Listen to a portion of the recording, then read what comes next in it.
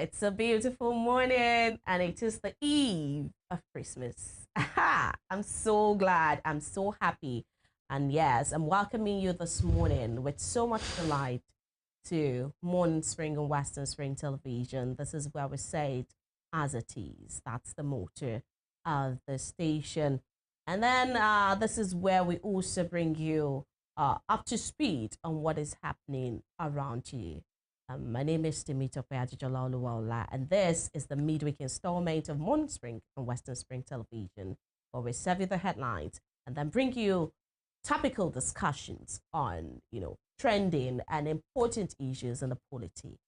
This morning, I saw something really interesting, but yes, Femi is here. We're going to be talking about it. Good morning, Femi. Thank you. Good morning. Yeah. Dazzling. That's the word, right? Yeah. I what? In pink. Okay. Thank you. Thank you. From one pinky to the other. No, I'm not a pinky. I'm only donning pink this morning. Thank you. You did good as well with the glasses, actually. And the flowing air. It reminds me of a footballer, but that will be after now.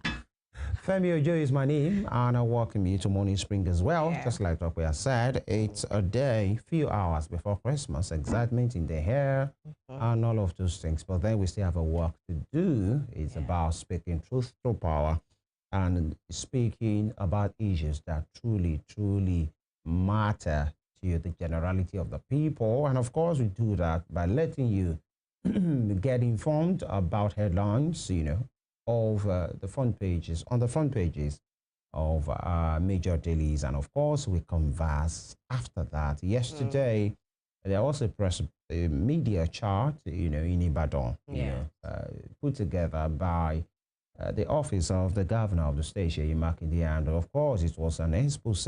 Some, maybe, there are things that people already know. We look into the cost of that, especially talking about governance, politics, and democracy in Nigeria. An ambition, all right, which is okay by any means and standard. But before that, you talked about a supposed good news. What's that? It's not good news. I didn't say it's good news. Okay. I'm just saying there's something interesting. It's okay, interesting. Not from Nigeria, but from Nairobi. Yeah. Where, Nairobi approves paid menstrual leave. And when I saw it, I felt, oh, this should happen in Nigeria too. But then, this is Nigeria. I mean, what do you think? You want to have a paid leave as well. I mean, paid something leave, maybe paid paternal leave. Do you even have paternal leave in Nigeria? I mean, what kind of leave, paid leave, would you be pushing for? If there is an English adage that says, if wishes were horses, right? Some group of people will fly. All right. But then, the substance, I'm trying not to laugh right now, so that I don't sound insensitive. We are talking about Nairobi. Nairobi is in Kenya. That's the capital of Kenya. So when you say Nairobi, connotatively, it can mean the capital or the presidency. You know the way it's used to say, oh, Washington has said, Abuja has said, okay. Is it the state of Nairobi or the country as a Kenya? But then either the state or the country, you're talking about the East African country, Kenya, which maybe they have gotten to that point in Kenya, all right, in Nairobi, but in Nigeria. But what gets a country, to at that point? I think there should be conversations that has to do with women and paying attention to their well-being. Good. Before they get to that point. It's not just somebody waking up and say, oh, women should be allowed to, not just a leave, paid leave, meaning you first get the leave. That means you are being considered that maybe there's a time of the month that you are at your lowest and you might not be productive. And so you need to be given that space for you to go through with what nature has put on you, not your fault, actually. It's just the way, it's part of your growth as a woman or, part of your nature. That's just not just growth, nature. But then I mentioned growth because it's a point in which you get to. Not every female gets to do that from the birth. So you get to that point, and of course, it's part of your anatomy. That's what I'm looking for as a woman. So, okay, if they feel it's worth giving them space for, fine as well. Now, there will be legislation around that. And when I mean possibly their society have grown to that level. And of course, it won't just be because Nairobi has said it. There will have been conversations around it in the, at the lower level, at possibly the subnational level, at the national level. Then it will be a constitutional matter, because I'm not sure such a directive, I've not seen it, can be done by fiat or by executive order. It must be a constitutional matter so that it can get the backing. And of course, it must be constitutional. So are you talking about public service or private service, or both private and public service? Because that's one thing. There are some things you can start or you can put on the public service. That are some things, let's bring it to Nigeria, that are obtainable in the civil service in Nigeria that are not obtainable, okay, in the private business. There are some things that is obtainable on both ends. There are some holidays that people in the civil service observe, and people in the private sector, they don't think about that. Not even by the virtue of their business and all of those things. That's one side. Now, talking about Nigeria, possibly you would love to have that replicated here, but then I think it will be a long call, actually, because when you talk about constitutional matters, the people that will champion these must be men who are women-oriented. Exactly. Not just by their anatomy. I'm not talking about, those things that I don't want to say, but men who feel women need more. All right. Well, it might not just be about respect. There are many persons. It's not just about, let me make this point. I'm not sure it's by respect, actually, alone. There are many persons who respect women, actually, but they might not feel it's enough for them to be given a space. What happened to what men can do? Women can do better. That's that point. Let me make this point. Hold on. Let me make this point. Now, number two is this. When you are going to have this, it will be about legislation. At the Osho State House of Assembly, no woman. Many state House of Assembly, the number is quite infinitesimal. At the Nigerian Senate, they have only 4. One was suspended for 4 months. She didn't even have the backing of the other 3. At the House of Reps, how many of them are there? So I'm saying that conversation is far off. And the kind of society that we have, some will say patriarchy in a kind of way. Patriarchy is not really a problem, but then it becomes a problem when it, chokes the other gender, for me. And then you talk about misogyny, all of those things. That's not the focus. But let's talk about private business right now. And you're an entrepreneur, and then you are hiring people, and then you know that out of maybe 24, 25, because you can't say 30 days, let's say you remove Sundays, all of those things, and then 5 days, 4 Sundays are off it, then you are left with 25 days. Then out of the 25 days, you are removing 5, averagely again, and then you have to now pay for that 5 and remaining 21. All right. I'm neither for nor against, but I think there are some things, before you come in here, I think there are some things that will make women's life better beyond paid menstrual leave. For men, that might be saying, so how does the men come in, men don't menstruate? So that conversation is not for men. But I think, for me, there are some things that will make women's lives better beyond the menstrual thing. But for Nigeria, I'm not sure we are there yet. That's my take. You're not there yet. I'm going to explain some things. I was going to say that this thing starts as a human thing first, before it becomes a policy thing or an ideology that people begin to propagate, and then it becomes, a bill, and then it becomes a law. But then I was talking about respect in the sense that you respect somebody in totality, not I'm not talking about the cultural respect. I'm talking about you putting the person in consideration. That is respect. You think about this person in entirety. And you were talking about the House of Assembly now, probably not shown here, where we do not have a woman representative. You don't need to have a woman there seated as a colleague. You have sisters, you have wives, you have mothers. So that in itself should have taught you how to, play, with women. And I'm talking about putting into consideration every aspect of a woman. You have seen these things firsthand. And if you never saw any, you saw as you had a mother. And if you do not have a mother, you have probably a sibling, or you do not have a sibling, you have a wife. And that, you even have a neighbor who's a woman. So don't tell me while you were in school, you didn't hear a woman screaming from menstruation and all of this. So it will be out of respect. I think the issue is not lack of knowledge. It's not because the men don't know. I'm saying. But no man can chart a course of a woman better than a woman. That's my opinion. No, that's not my opinion. Okay. I do not see that. Because at every point in time when I was in school, because I used to have this thing, the menstrual pain. Yeah. I mean, I had men. There was a time that I was in a house full of only men. And they were the ones who were hearing me screaming. Okay. They were there. They were in touch. That's how I would put it. With my own reality at the time. So men were there. But there are men too who have never had anybody scream in their life. Yeah, there are. But then they how about who have not heard. You may not have heard them screaming, but yours may not be an experience of menstruation. Yours would have been an experience of something else. Okay. There are men who have been opportuned to take women who have nothing to do with them, not their wives, not their sisters, or to the hospital firsthand because they were in labor. There are men like that. So at different points, and there are men who grew with women as well. Exactly. That they were the only in the midst of women. Yes.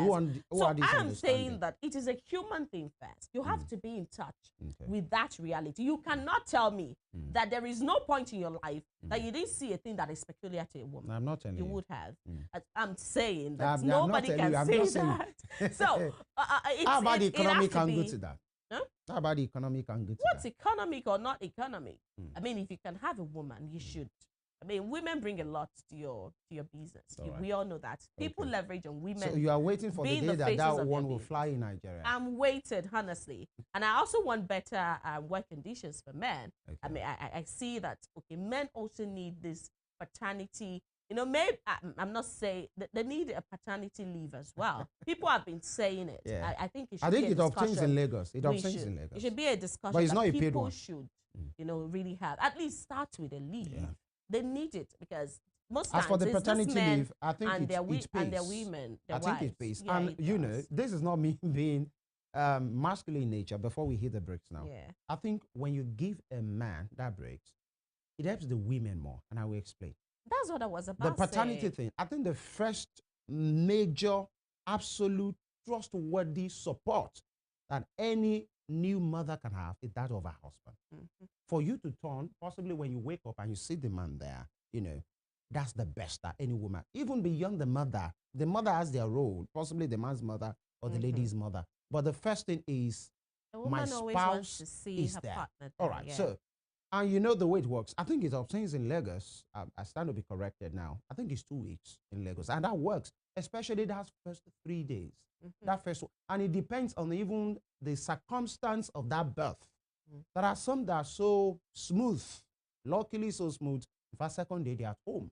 All right, even if you get home the second day, you still have runarounds. That emotional, psychological support that when you do like this, that man is there. That one is one. And that's for people working in organized. But I think you should have it close, though. You should have it close. Organized private sector. I mean, organized sector. For somebody who is an artisan, you can't declare such a thing. Because the person, in Yoruba, they call it ori oru enu oje, meaning he must go out every day. Even you tell him, Daddy, jardin, because you know that if that man doesn't go out, you are not going to eat. You are not talking about those people, but possibly civil servants and organized private sector, that one day. To say you want to do this. Now, for a peculiar nature of a bath that is painful, chaotic, and, that needs errands. Go and get these drugs. Go and do this. Can you have this water? Can you have all of those things? That's what the man would do. The man, any responsible man should do that. And now it becomes better if actually you don't even have that particular leave. If actually you have... There is no other support. It becomes worse for you. And now you have to... By the way, everybody deserves a support system. Yeah. Wherever you can get it. That's why some people get their support from the place of worship, which is valid. But the first one, if you are lucky enough to have such, is the place of family and all of those things. You are talking about a clause before you eat the bricks. Provided you're going to actually do all of these things, that's when you deserve the leave. How? Some men don't. We all know that. So who we wait? Okay. Some men who don't. You will write an undertaking to the government. No. That's going to be the clause. What clause? That's the clause. That this paternity leave that you are giving you're me, going to get it. I'm going to stay at home. You're going to and do the work. Yes. Well, that's not a conversation. We all know how men that's not a conversation for women to have. That would be a manly conversation. Manly conversation. We are talking about paternity stuff here. Sit this one out. Let's take a quick break. When we return, the peoples are in. Stay with us.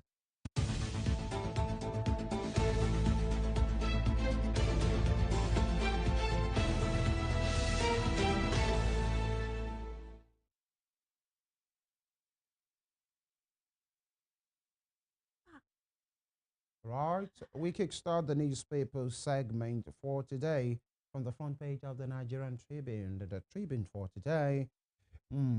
Destruction of PDP dangerous for Nigeria's democracy. Makinde. Destruction of PDP dangerous for Nigeria's democracy. Makinde says Wike at a meeting promised Tinubu he would hold PDP for him. Another one says, I regret backing him in 2023. Adelabu doesn't have capacity to organize Oyo APC for president. Adelabu doesn't have capacity to organize Oyo APC for president. Nigeria falls short of oil revenue target in half one, that's the first half, 2025. Budget Office report. Awujale stool, Kwam 1 withdraws suit to stop process. Awujale stool, Kwam 1 withdraws suit to stop process. And 2026 budget senators, 2026 budget senators insist on implementation. As for 58, I say that again, as 58.47 trillion appropriation bill scales second reading. And beside that, AKT takes the lead, domesticates Nigeria Tax Administration Act. Oyebamiji signs Ekiti State Revenue Administration Law, 415.57 trillion naira 2026 budget. And NIN becomes automatic tax ID for Nigerians. A CAC number emerges official identifier for businesses. CAC number emerges official identifier. Wow, for business. Some believe this is very ingenious. We are talking about tax laws and its commencement in January, and people are talking about tax ID is going to be done. And now we've heard that it has been confirmed that your NIN is now your tax ID. And I think this is virtually one of the most ingenious policy that has come out of Nigeria in the last 10 years, if you ask me. Because almost everybody has an NIN. So if you are going to talk about tax, and now your tax ID is your NIN, meaning that tax net covers almost everybody. In fact, covers everybody that has NIN. And for an adult, in fact, you don't even have to be an adult. Minors who are writing WAEC and JAM, they're obtaining NIN. So everybody that has to do with, that has digital presence, you are captured. Quite ingenious, I must say. Yes. And I say that whatever Nigeria sets our heart to do, if we want always do. Yeah, we so can. That data thing that we've been talking about, that Nigeria does not have a comprehensive database. If we want to do it, we will be, and it appears like the government of today is so intentional about the tax thing. So they will do all they want to do to make sure all of them must pay. That's just it. I think it's not appears. The Tinubu is very intentional about widening the tax net and whatever comes with the tax laws. A CAC number emerges official identifier for business. In as much you have registered your business, your CAC number becomes that identity number in which your business is captured already. So quite ingenious, I must tell you. All right, and Tax Reforms Act, NBA calls for suspension and probe. That statement from the NBA headquarters, signed by Alpha Mosigwe, the MBH president, affirms that to say, let's stop it now, let's suspend it, not just withdraw, suspend it, and let's probe the issue of alleged alteration in the harmonized version. And of course, Taiwo Idele is saying the harmonized version is not even available in the public space. So what is the basis for comparison? But thank goodness, the concern was raised on the floor of the House by somebody who sat at the table where the harmonization was done. Imagine if this has come from a leak or from a, from the press. It will have been, you will have had some rebuttal from the government to say, how did you get the document? Oh, you are sabotaging. The press is enemy of the country. Oh, you are an enemy of the whatever. Which platform did you come from? Is this newspaper? Oh, they are enemies of the nation. But this is coming from the House. I know something very important is this topic. That concern was raised on the floor of the House using the privileged position of the man. He raised it under the order of privilege. Under the order of privilege, it means that there's something you can raise without having, every business of the day, there is order paper. You will have listed it with the clerk. They will have outlined it that you are presenting this. And there is a belief that if that man has gone through the order list and the hierarchy of the house have seen it, they might have struck it off to say, this cannot fly. Or that man will raise his hands in vain. Daddy, and nobody will call him. Of course. That's one of those things that Natasha said at the time, that she wanted to raise something. In fact, some of our concerns are never listed. And whenever she wants to make a point, and when you are not called, you can't talk. Speak. If you keep raising your hand, you keep talking, they say you are disrespecting the institution. So that man was smart enough not to have listed it, because somebody somewhere, we all know the leadership of the House and where their allegiance belongs. Yeah. All right. And he raised it under the order of privilege. That means you can do that. Of course, that's why we are here. I also understand that the man, he knew that the complexity of, or the idea of people raising the fact that whatever has been assented to and been signed by the president as the law, and not probably the gazetted one, may be different. He knew that that would happen. And he made that point as well, while he was raising that point. So what I'm trying to say is that he knew what he was saying. Yeah, and he knew that this is outside of that particular exception. Yeah. So he knew what he was saying. Yes, he knew that. And then, but another statement that came from the government was that was NAS business. I mean, there are some statements that a responsible government should not be saying. They found saying yes, that was not the right thing to say. And the presidency has maintained that regardless of whatever happens, this is going ahead. Yeah, that sounds disrespectful. Actually, well, we've heard from the lawyer. He said that there was even nothing the executive could do at that time. Well, that's his own opinion. When you talk about lawyers. Well, that's another angle to it. Yeah. But then that statement from the government should not even come into play. 2 Rivers PDP senators, 6 reps defect to the APC. APC change. That will be all from the Nigerian Tribune. And by the way, it needs to be said. I'm sure it possibly doesn't need to be said again that APC are in the super majority, clear majority right now. And that is not illegal, actually. So we must put that there. It's not illegal for everybody to be on a side, but what is the place of democracy in all of this? But that would be a place, the conversation that we'll continue to have. That will be all from the Nigerian Tribune. All right, let's check out the phase using the e-paper now of the Punch. And right here says, budget crisis, NAS extends 2025 fiscal year to March. NAS extends 2025 fiscal year to March. We have this other headlines. 2027, Wike promised to hold PDP for Tinubu, Makinde alleges. 2027, Turaki camp films as INEC rejects PDP excos. Turaki camp films as INEC rejects PDP excos. All right. Measles death. Measles death toll hits 153 in 11 months. Measles death toll hits 153 in 11 months. All right, these are the headlines. CBN woos global investors with reforms. Adeleke defection attracting more members to Accord. That's according to the chair there, the chairman. Court seizes land linked to Goodluck Jonathan estate. Those headlines making the face of PDP. But this is interesting, Femi.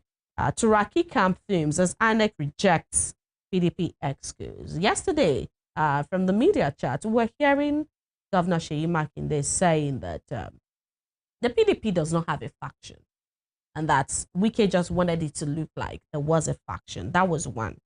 And then this is the Turaki camp that INEC officials, were there during their convention, and then the same INEC is rejecting the Turaki camp PDP excuse, because if it's not their excuse who were rejected, why is Turaki camp fuming? So a lot of issues right there. Yeah, a lot.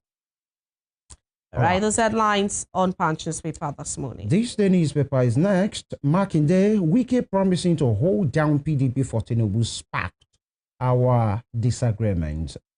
On this day, newspaper says he regrets supporting president in 2023, but will not be supporting him for 2027. We'll look into that and more in the course of the program. And above that, fresh trouble for PDP as INEC rejects new national officers, cites court ruling, references multiple court orders. Party react, insist there's no faction, accuses electoral body of bias. Of course, and Ekiti takes the lead, domesticates Nigeria Tax Administration Act. Top strip, Senate hails Tinubu's 58.47 trillion naira 2026 appropriation bill, backs infrastructure security push. With the rider passes 43.5 billion 2024-2025 reworked budget, extend 2025 appropriation bill to March 2026. Nigeria, oh Nigeria. 2024-2025 reworked budget, and they are still passing or extending it to March 2026 while working on a 58.47 trillion naira 2026 budget. Well, if confusion was a people, then you talk about the Nigerian National Assembly and, of course, the executive. Atiku, MBA raised concern over alleged alteration of tax laws, demand a suspension. That'll be all from this day. All right, let's check out this on the face of Vanguard newspaper this morning. And it says here, 2023 election, I regret supporting Tinubu. Okay. That's according to Makinde. And right there, from the Water Sports, African 25, live updates. Nigeria 2-1, Tanzania. I'm telling you. Nigeria 2, Tanzania 1. Super Eagles. There were 2-1 winners yesterday. Not convincing, by the way, against Tanzania. All right. But then, as they say, a win is a win. Even if it is 10-9. Do not forget the fact that the boys are, psychologically overwhelmed. That's why they should be fired up to win this Cup of Nations. So to assuage the feeling of missing the And World that's what Cup. I'm saying. They're overwhelmed and psychologically down that you're not there for the World Cup life.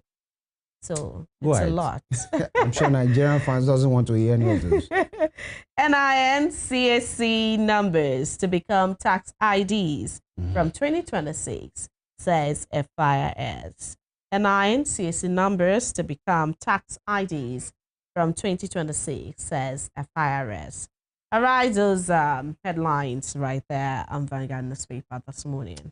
Right, and that will be all for now. We take a quick break. When we come back, we speak to some of these headlines and some of these issues, especially the place of the Nigerian people in all of this alignment, realignment, ambition, and all of those things. Stay with us.